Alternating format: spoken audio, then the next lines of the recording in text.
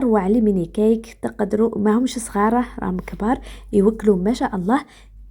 تنجموا ديرهم في سنيوه كبيره باش ما تجيبوا لي حتى عذر على بالي بلي بتقولوا ما عندناش هادو. سنيوه كبيره خدمي فيها، سنيوه صغيره خدمي فيها، المهم تخدميه يجي بزاف شباب مشرب خفيف بلا ما نشربوه واقتصادي. وقلت لكم بلي دخلت 3:30 الكوزينه وجدت لي القهوه وجاهز يجي روعه يجي بزاف شباب بمكونات بسيطه جدا راح تشوفوا معايا.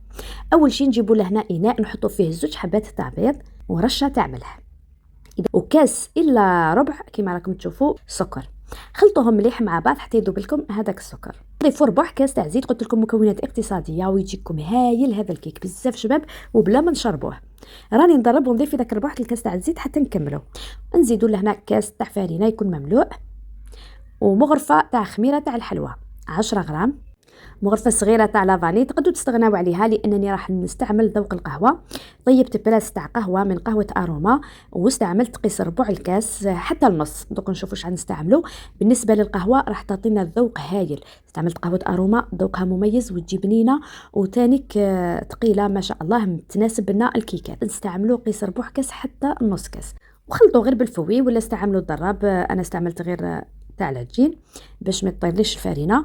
ومن بعد نزيد هذيك الكميه تاع القهوه ونزيد مغرفه كاكاو على جال اللون. ديما كي تستعملوا القهوه ما تكثروش الكاكاو لانه كي يكون يطيب راح يجينا الكيك غامق. يعني كميه القهوه راح تدي لكم اكزاكت نص كاس. مكونات هذا الكيك بسيطه جدا وماهيش كثيره. هكذا بعد ما تحصلت على هذا الخليط نجيبوا لي باركات هذو الورقيين. الكميه اللي درناها خرجت لي 4. هادو الحجم تاعهم متوسط يعني 2 في الواحد. تقدروا ديروا في صينيه تاع 25 على 20 سنتيم وتجيكم عاليه. تقدروا ديروها في صينيه تاع 30 على 20 سنتيم 25 سنتيم عفوا تجيكم هذيك هي. يعني تقدروا ديروا في ليمون الصغار في اي ليمون عندكم ما عندكمش كامل عذر. المهم كي قسموا كميات قيس ربع فقط باش ما تجيكمش عاليه بزاف. خبطوا المول باش تجيكم مستويه. ندخلوها للفور الطيب. ديروها في صينيه. بالنسبه لوقت تاع الطياب تدي لكم حوالي ربع ساعه الجهه التحتانيه، 10 دقائق الجهه الفوقانيه. تاكدوا بعود خشبي بلي راهي طيبه وخرجوها تكون واجده. نخلوها تبرد ونزينوها. الكيك تاعنا يجي مشرب لاننا استعملنا فيه القهوه يجي هايل بلا ما تسقوه.